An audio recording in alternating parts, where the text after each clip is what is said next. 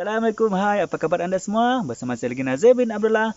Pada perkongsian kali ini, saya akan kongsikan kepada anda semua bagaimanakah tips mudah apabila kita ingin menuai hasil cangkok pokok asam jawa. Baiklah teman-teman ya, sekiranya anda ingin mengetahui bagaimanakah tips ataupun teknik yang mudah untuk kita lakukan semasa kita menuai hasil cangkok pokok asam jawa, pastikan anda terus mengikuti perkongsian saya ini hingga selesai. Okey, jangan skip tahu, jangan ke mana-mana, pastikan anda terus mengikuti perkongsian saya ini hingga selesai. Ingat tu, jom kita teruskan.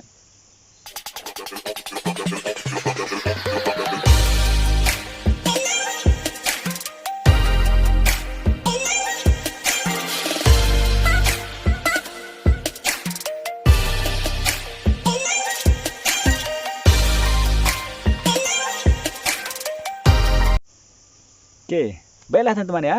Dalam perkongsian kali ini, saya akan kongsikan tips mudah dan cara mudah untuk kita menuai hasil cangkok pokok asam jawa. Okey teman-teman, seperti biasa ya teman-teman ya. Sebelum anda menuai hasil pokok asam jawa, pasti akan anda menyediakan peralatan yang sesuai untuk kita gunakan apabila kita menuai hasil cangkok pokok asam jawa. Okey, di sini saya hanya memerlukan gunting ya teman. Pastikan teman-teman menggunakan gunting yang sesuai dan tajam. Itu yang paling penting ya teman. Gunting yang sesuai dan tajam. Okey. Untuk keadaan pokok ya teman, sekiranya kita ingin menuai pokok asam jawa hasil daripada cangkokan kita, contohnya macam ni ya teman-teman.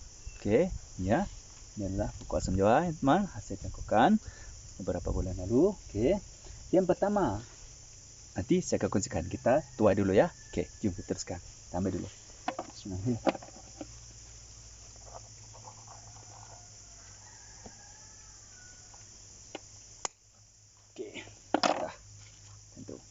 Nampak tak teman? Okey. Okey, ini adalah hasil cangkokan pokok asam jawa kita. Okey. Tips yang pertama, sebelum anda menuai hasil cangkokan pokok asam jawa, ini cangkok menggunakan media kokopit ya teman. Pastikan yang pertama yang perlu anda perhatikan ialah yang pertama, ingat, pastikan akarnya sudah banyak tumbuh di dalam bungkusan plastik ni. Itu yang pertama.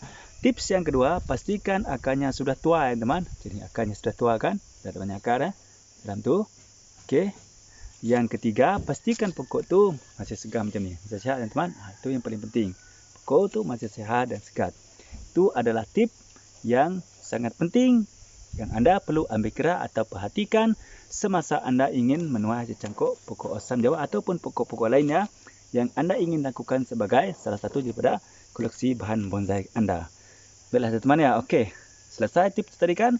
Sekarang kita akan ke tips untuk bagaimana cara kita menanam ataupun membudidayakan hasil cangkok yang kita telah tuai tadi. Okey. Untuk pokok asam jawa ini teman, kita boleh gunakan dua teknik ya ataupun kaedah untuk kita membudidaya ataupun kita menanam. Yang pertama, kita boleh tanam di dalam pasu ataupun tempat sementara dulu untuk proses penyuburan. Yang kedua, anda boleh menanam hasil cangkokan daripada pokok asam jawa ini di ground ataupun di atas tanah terus. Itu boleh dilakukan ya teman. Ini adalah terpulang kepada bagaimanakah anda ingin lakukan kepada hasil cangkokan tersebut. Okey, baiklah teman ya. Seperti biasa teman, saya rasa cukup sampai setakat ini dulu untuk perkongsian daripada saya pada kali ini. Mudah-mudahan dengan sedikit perkongsian daripada saya pada kali ini dapat sedikit banyak memberi manfaat kepada teman-teman, terutamanya teman-teman yang juga merupakan seorang pemula seperti saya teman dalam bidang pembonsaian ini. Dan saya mengharapkan teman dengan sedikit perkongsian seperti ini dapat menginspirasi dan memberi maklumat kepada kita bagaimanakah cara kita menanam ataupun menuai hasil cangkok untuk kita jadikan sebagai bahan bonsai kita. Baiklah teman-teman ya. Seperti biasa teman, sekiranya teman-teman merasakan perkongsian daripada saya pada kali ini bermanfaat kepada teman-teman semua, pastikan teman-teman klik tombol subscribe dan tombol loceng supaya teman-teman menjadi orang yang pertama akan dapat mengikuti perkongsian terbaru daripada channel saya ini. Dan bagi teman-teman yang mempunyai persoalan ataupun cadangan ya teman-teman, sila tulis di ruang komen ya. InsyaAllah saya akan menjawab pertanyaan-pertanyaan anda. Dan bagi teman-teman yang masih lagi belum subscribe ya teman, silakan subscribe ya, kerana subscribe itu gratis dan mudah. Marilah kita sama-sama berkongsikan ilmu yang manfaat. InsyaAllah kita juga akan mendapat manfaatnya nanti ya teman. Baiklah teman-teman ya. Sebelum saya mengakhiri perkongsian saya pada kali ini, marilah kita sama-sama bersalawat kepada kekasih kita Nabi Muhammad SAW. Mudah-mudahan kita mendapat sapanya dari dunia sampai insyaAllah. Bismillahirrahmanirrahim. Allahumma salli ala sayyidina Muhammad wa ala alihi wa sahbihi wa barik wassalim.